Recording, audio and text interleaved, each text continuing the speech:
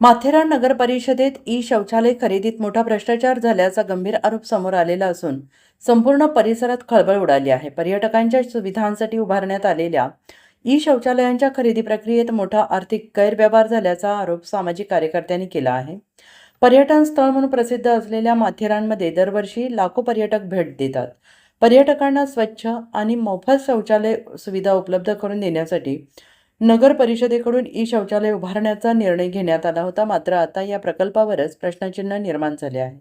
सामाजिक कार्यकर्ते दिगंबर चंदने यांनी केलेल्या आरोपानुसार 2 सीटच्या एका ई शौचालयासाठी तब्बल 38 लाख रुपये खर्च करण्यात आला आहे। एवढ्या मोठ्या रकमेचे बिल संबंधित ठेकेदाराला अदा करण्यात आल्याचा दावा करण्यात आला आहे। यापूर्वी विरोधी पक्षाचे नगरसेवक सीताराम कुंभार आणि सचिन दाभेकर यांनी तत्कालीन विजय सूर्यवंशी आयुक्त यांच्याकडे या प्रकरणाची तक्रार केली होती। मात्र अद्याप कोणतीही ठोस चौकशी झालेली नसल्याचा आरोप करण्यात येत आहे।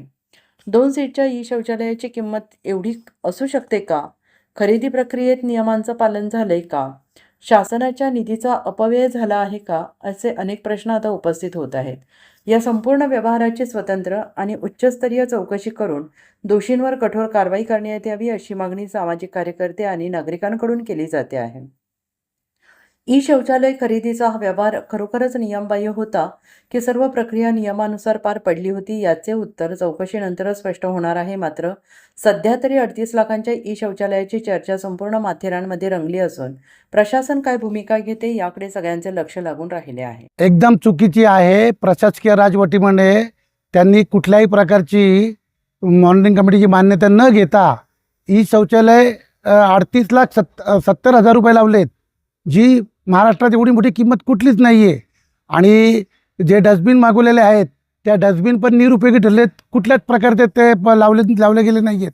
आणि ठेकेदाराचं बिल अदा केलं आहे तर ते 58 लाखाची मशीन आणलेली आहे कचरा वर्गीकरण करायची, ती सुद्धा तशी धुळकात पडलेली आहे। आणि हे सगळ्या नगरपालिकेच्या प्रशासनाच्या काळाचा कारभार झाला आहे। या सर्वांचं लेखापरीक्षण करून, विशेष लेखापरीक्षण करून यांची चौकशी झाली पाहिजे आणि याच्यावर मुख्य कारवाई होणं गरजेचं आहे।